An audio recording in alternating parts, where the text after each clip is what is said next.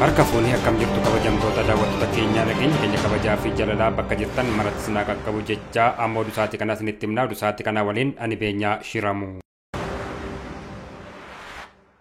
Biiroon abbaa alangaa Oromiyaa lammiilee hongeef saaxilamaniif deeggarsa birrii miiliyoona 2.1 ol gumaache. Biiroon abbaa alangaa Oromiyaa lammiilee godina Booranaa fi Baalee hongeef saaxilamaniif deeggarsa birrii miiliyoona 2.1 ol gumaachuusaa hooggantuu itti aantuun biirichaa aadde Fiqir Zalaalem himaniiru. Isaan keessaa godina Booranaaf daakuu kuntaala 200 iddichatti argamuun kenneera. Deeggarsa kanas waldaa bukaattota Oromiyaarraa kan walitti qabame ta'uunis eerameera. Bulchaa itti aanaan godina Booranaa obbo Abdii Salaam Waariyoo deeggarsa kennameef galateeffataniiru. Biirichi kanaan dura marsaa tokkoffaan lammiilee hongeef saaxilamaniif midhaan nyaataa birrii miiliyoona 1.6 baasu deeggaruusaas himaniiru. Naannoo Somaaleetti hongee mudate hordofee adeemsi baruu fi barsiisuu addaan cituun ibsame. Naannoo Somaaleetti hongee mudate hordofee godinaalee naannichaa hedduu keessatti adeemsi baruu fi barsiisuu adda cituu biiroon dhimmoota kominikeeshinii mootummaa naannichaa beeksiseera. Naannichatti hongee mudate hordofee manneen barnootaa 338 cufamuu isaanii hoogganaan biiroo dhimmoota kominikeeshinii mootummaa naannichaa obbo Abdul Qaadir Rashid himaniiru. Manneen barnootaa 727 hongichi hammaachaa dhufuu isaan gara cufamuu adeemaa jiraachuunis eerameera. Walumaa galatti sababa hongee mudateen barattoonni 100,100 fi 91,100 fi 174 barnoota isaanii addaan kutuun gabaafameera.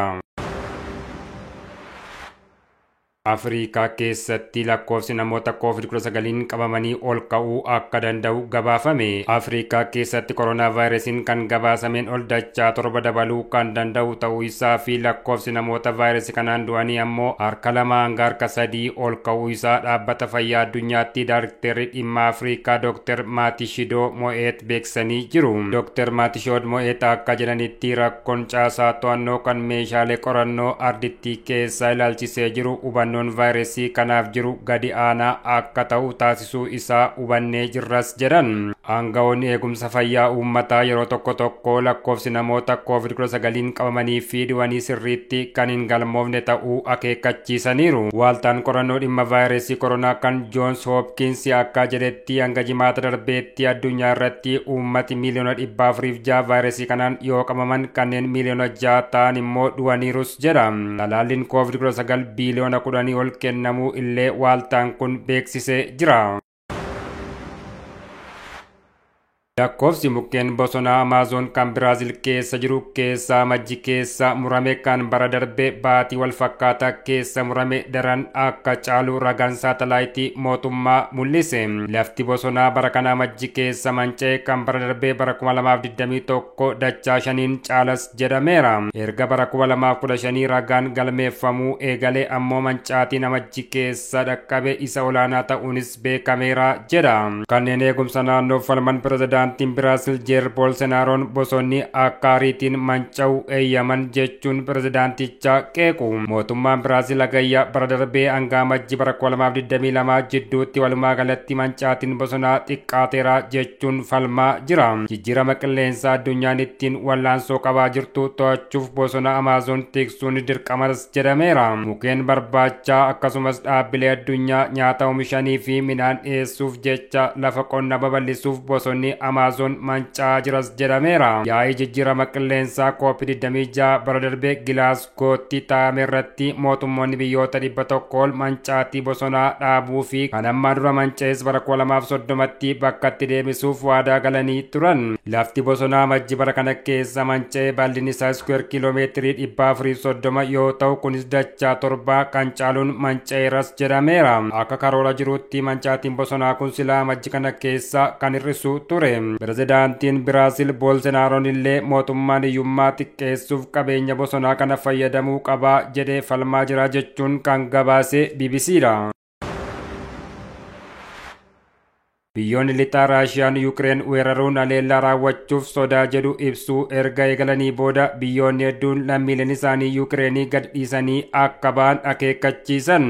Ameerikaa, UK, Awustiraaliyaa, Itaalii, Israa'el, Niizerlaandis, Jaappaan, Ayerlaandii fi Jarman biyyoota lammiileen isaanii Yuukireen gad dhiisanii akka ba'an akeekkachiisan keessaa isaan ijoodha. Raashiyaan loltoota 100,000 daangaarra qubsiiftus darbitee Yuukireeniin seenuuf karoora akka hin qabne ibsiteetti. Pirezidaantiin US Joe Biden gita isaanii kan Raashiyaa Vilaadimeer Puutiin waliin bilbilaan wayita dubbatan weerarri Raashiyaan itti jirtu kun balaa hamaa qaba jechuun akka biyyattiin irraa of qusattu akeekkachiisan. Pirezidaantii Yuukireen Vooldimeer Zelenskii oduun weeraraa heddummachuun namoota keessatti naasuu fi rifaatu uumeeraa jiran. Kun immoo waan diinni barbaadudha jechuun oduu akkanaarraa namoonni akka of qusatan yaadachiisan. Gama biraatiin immoo Yuukireen muddama waraanaa naannichatti uumamaa jiru qabbaneessuuf Raashiyaa fi biyyoota gamtaa Awurooppaa ta'anii waliin marii taa'uuf waamicha dhiyeessite. Ministeerri dhimma alaa Yuukireen Dimitro Kulibaa akka jedhanitti Raashiyaan waa'ee loltoota daangaa irratti walitti qabaa jirtu irratti ifatti akka ibsituuf gaafatamtullee deebii hin kennine jedhan. Ministeerichi tarkaanfiin itti aanu sa'aatii 48 keessatti walgahii waamuudha Raashiyaan karoora ishee ifatti akka ibsitu gaafachuudhas jedhan. Buufanni TV CBS jedhamu akka gabaasetti Ameerikaan hojjettoota imbaasii ishee sa'aatii 48tti aanaan keessatti baasuuf qophii irratti argamti.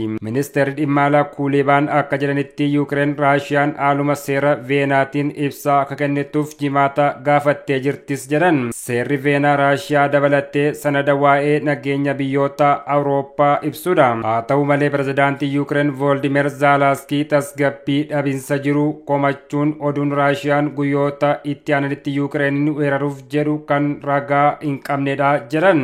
Zelenskiin guyyaa dilbataa yoo xinnaate marii sa'aatii tokko bilbilaan pirezidaantii Ameerikaa Joo Baayidenii waliin kan taasisan yoo ta'an Baayiden biyyi isaanii deeggarsa Yuukireeniif taasiftu cimsitee akka itti fuftu dubbataniiru jechuun kan beeksisan ammoo qondaaltota Waayit Haawusi. Akkasumas guyyaa sanbataa marii bilbilaan kan taasisan Baayidenii fi hoogganaan Raashiyaa Vilaadimeer Puutiin osoo waliigalteerra hin gahin hafaniiru jechuun kan gabaase BBCdha.